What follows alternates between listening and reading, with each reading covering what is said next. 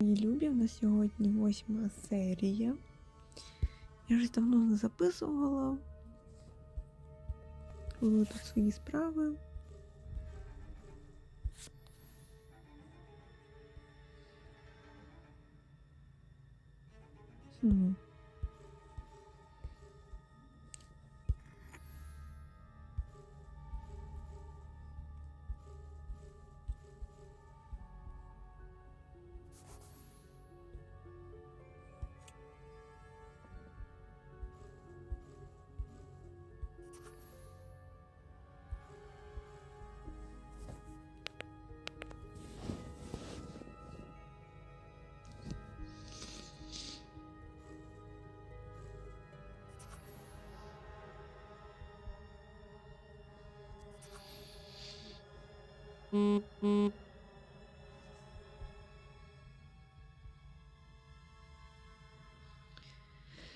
От починаю знімати і вічно комусь треба писати.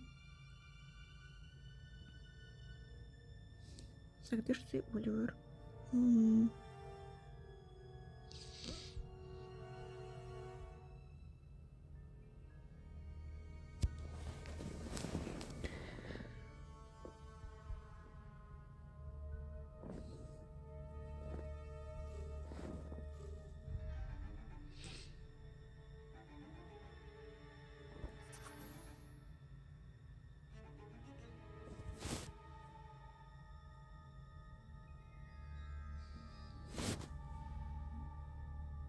А що він?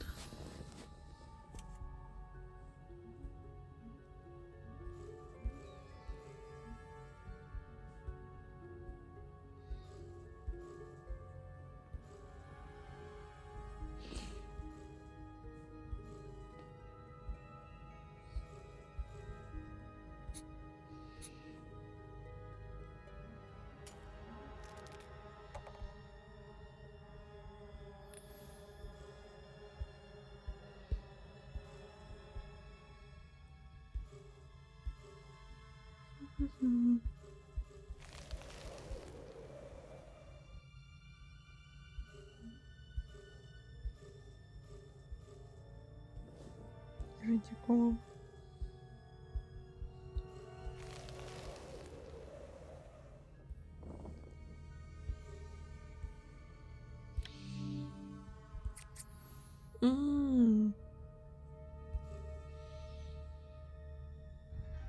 Так, а то як не йти?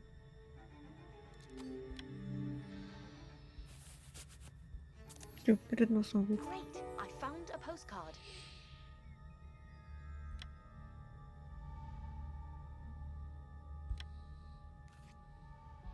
Munich. That is what I thought. And I need to check Dr. Hartman's room one more time.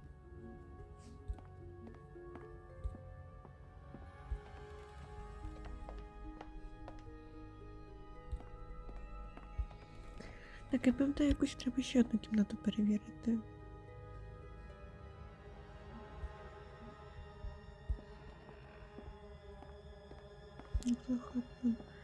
Де ж його кімната?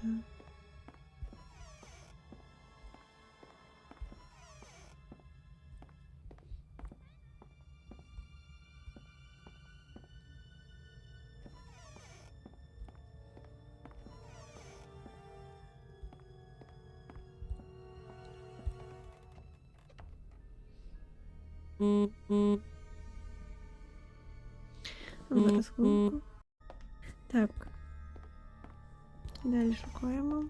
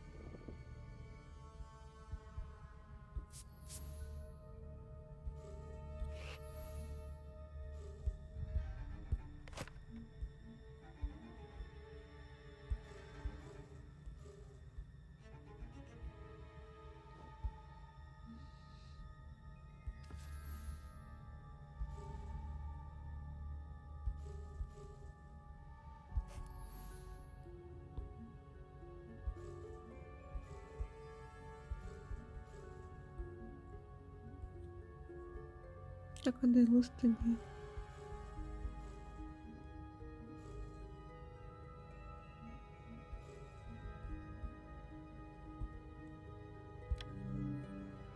А, перед носом. Great, I found a letter. Це як завжди.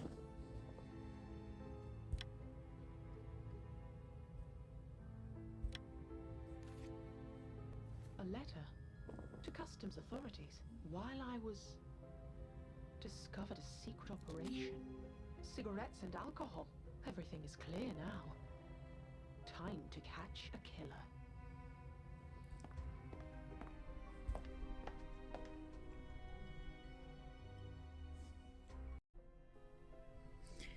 Я тут трішки подивилась реклами, і я не помітила вже, як почалась історія. Ну, так. I think I did. Yes. Have the police arrived yet? What? No, not yet. But they will be here very soon. I need to pack my bags. Claudia, please sit down. We have some time before the police arrive and can examine the results of my investigation. What investigation? I became suspicious after the death of Professor Kinski, and then, when Ulla died, I was certain they were both killed. Problem was, everyone sitting here had a motive to kill either one or the other. What do you mean, Anna? What kind of a motive could I have? Very well, Giovanni. I shall start with you. You are an opera singer in La Scala, although not a very successful one. Anna, that is none of your business. Nevertheless, you were hoping for a promotion, and you were this close to releasing a record, but suddenly everything collapsed, thanks to Mr. Peterson. What? You see, Mr. Peterson has always taken an interest in opera, and being a wealthy industrialist, was able to provide money to theatres across Europe, including La Scala. He disliked Giovanni's last performance, and demanded La Scala cancel his record and promote another singer instead. Isn't this so, Giovanni? It is true. It is true. But it does not mean I killed him. I cannot believe this. What a shame, Giovanni. Mr. Peterson ruined your professional career, and you were angry. It's getting cold in here. The fire needs more wood.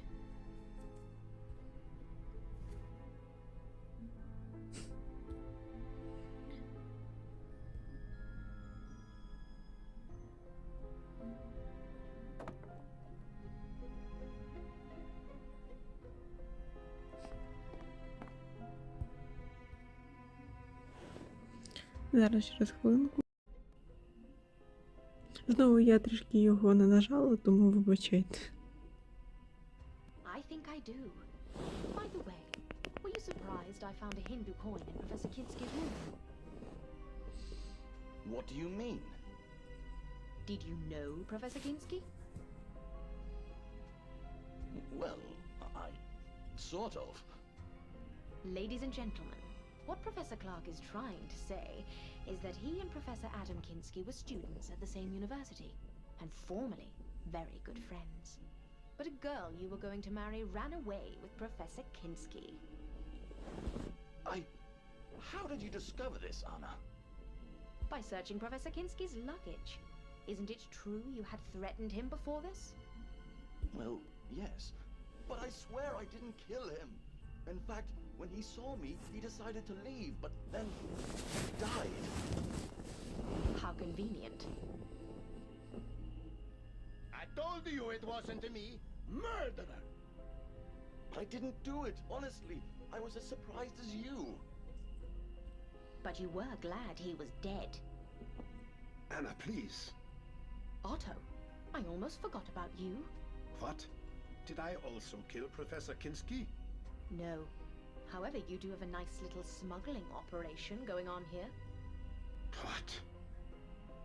At first, I was confused by all the cigarettes in the cellar, but then I realized. Do you remember the day Dr. Hartman was killed? When he gave a note to me and Walter? Oh my god! Otto! I thought Dr. Hartman had something to tell us about the killings, but he had discovered your smuggling operation and wanted to talk to us about it. How do you know that, Anna? I found a letter. Here it is.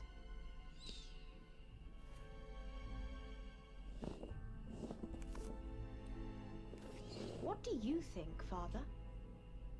Well, I don't think what is written here is true. Why? Because he thinks you were also involved in the smuggling? What? Are you mad? I remember how worried you were when Dr. Hartman was killed, and asked if we had uncovered anything suspicious. Now I understand your real fear was that we would find out about you. Father, is this true?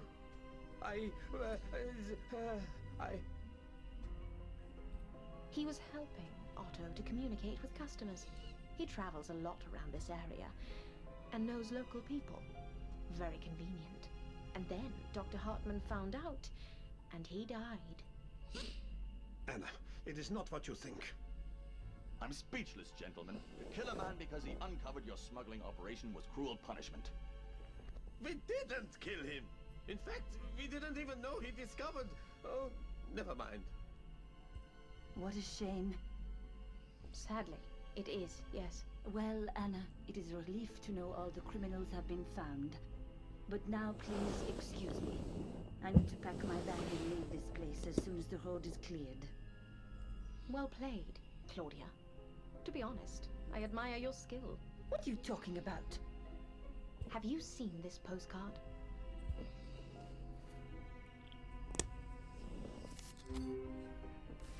Nice postcard. What is so special about it? Do you recognize the city? It is Munich. Everyone can see that.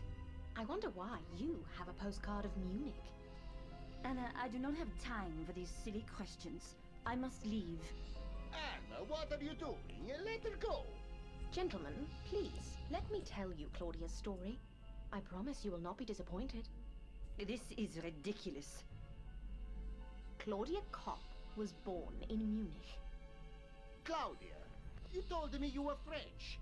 And why did she call you Claudia Kopp when your last name is Perret? Kopp is her maiden name. She got married in France and became Claudia Perret. After she divorced her husband, she returned to Germany and joined a covert operations group, seeking to bring the Nazi party to power. What? Go on. She was introduced to Mr. Peterson and started working as his nurse. And so she gained access to his wealth and connections. Did she kill?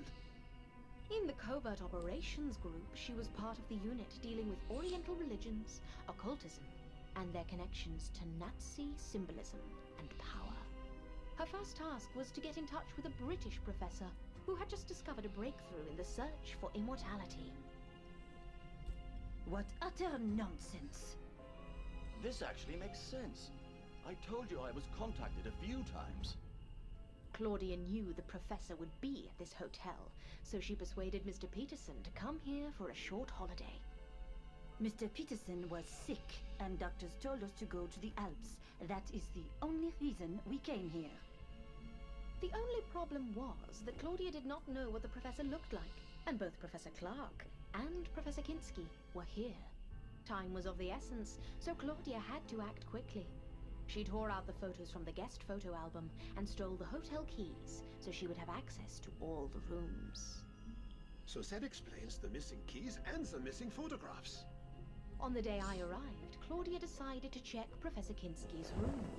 But alas, the professor returned to his room at a very unfortunate moment when Claudia was going through his luggage. That is the funniest thing I have ever heard. And then what? He saw me and had a heart attack? No. Professor Kinski threatened to report you to the police and tell all the guests you were a thief. So you had no other choice. And the next morning you remembered he complained about his heart. Mein Gott, I do not believe this. Claudia, is this true? This is a joke, Father. Can you not see? She has accused us all. The only innocent person here is Anna. Anna, go on, please. It's a telephone. I will answer it, Otto.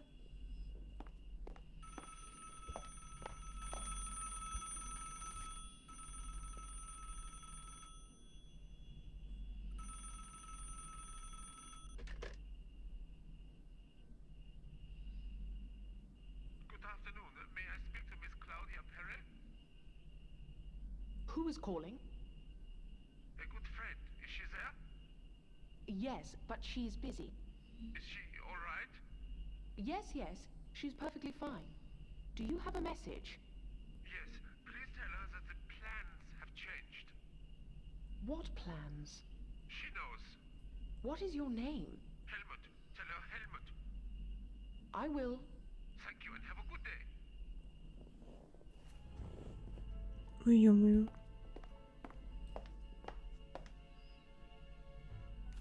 Who was on the telephone? A man named Helmut. He was looking for Claudia. I do not know him.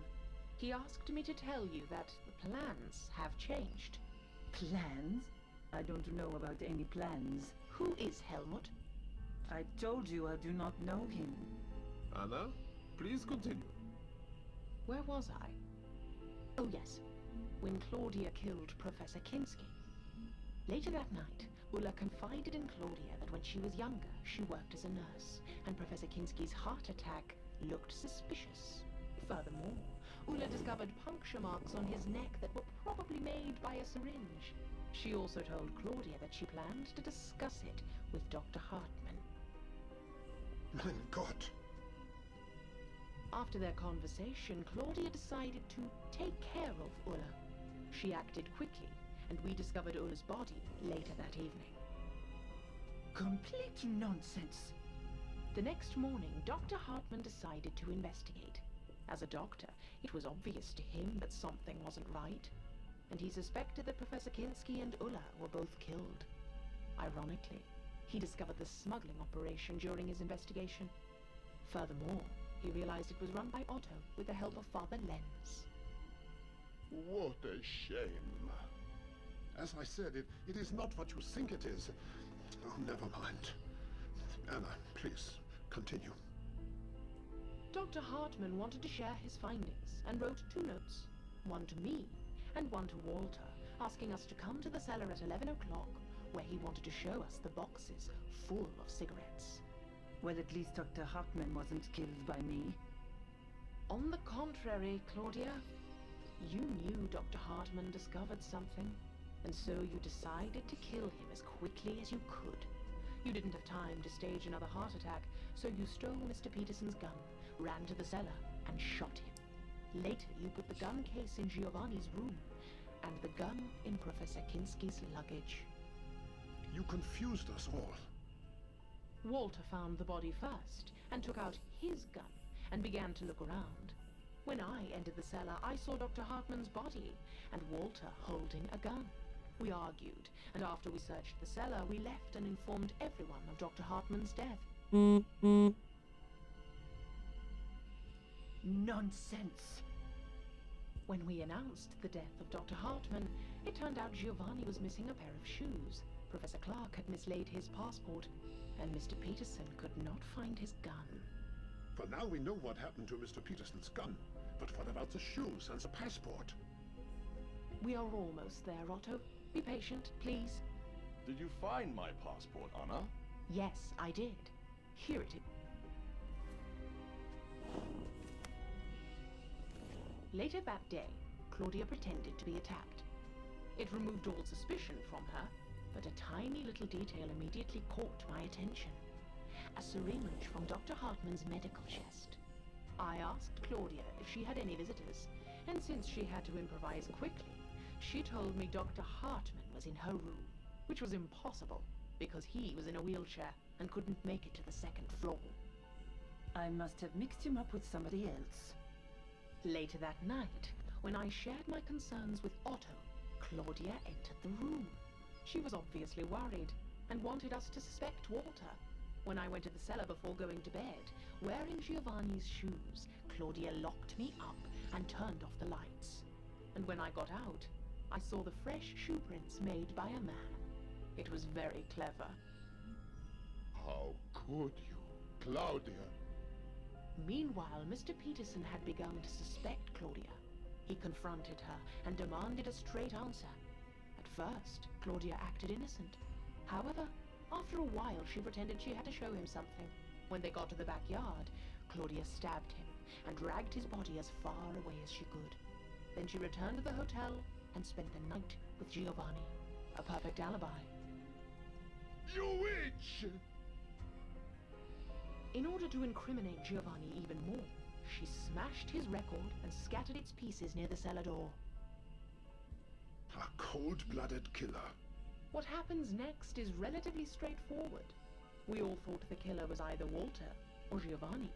The only problem was that Walter knew that he was not the killer, and he doubted that Giovanni was capable of murder. He suspected Claudia, and she had to keep him quiet. So many innocent lives. And there was one last thing I needed to check. It was more or less clear to me that the killer was Claudia. I just didn't know if she had communicated with someone outside. But the phone lines were down. Exactly. Yesterday I saw Claudia walking around with a mirror. I decided to do the same, and to my surprise, when I started to reflect the sunlight to the other part of the mountain, I got the same response back. Very clever, Claudia. What do you say? I won't say anything, not until I see my lawyer. Very well. Police, open up, police! What is going on here? Is everything all right? Thank God you are here. We have a murderer here. Mrs. Claudia. Mrs. Perret, is this true? I won't say anything without my lawyer. All right then. Stay here, please. We need to check the premises.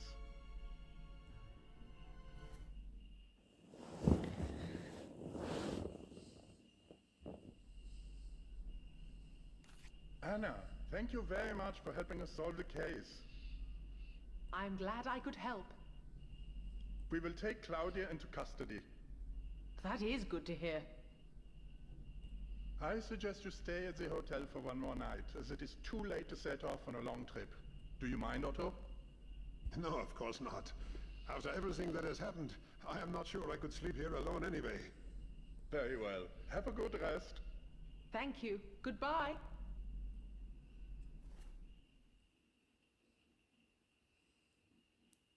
I have packed all my belongings, and I'm ready to go. Let's go outside.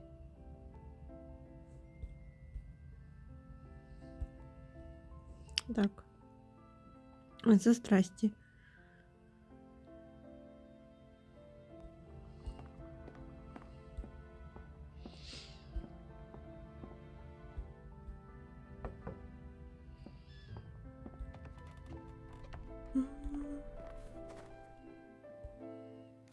Good morning. Thank you very much, Anna. Good morning. You are welcome, Otto. Well, I hope you will come here again. I will. Anna, I have one question. Yes? I don't really know how to say this. About my other business. Oh, you mean the smuggling? It is none of my business. But you will get caught eventually, Otto. If I were you, I would stop. Thank you. As the car is waiting for you. It will take you to town. Have a safe trip home, Anna. Take care.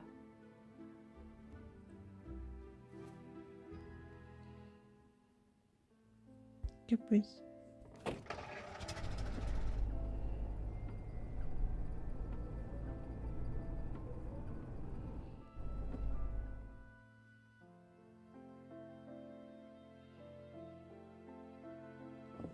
Ми вже закінчили одну історію.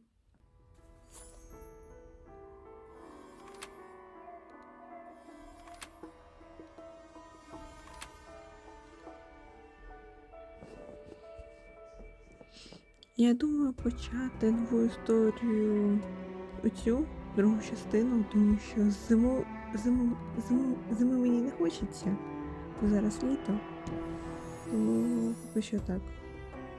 Тому дякую вам за перегляд.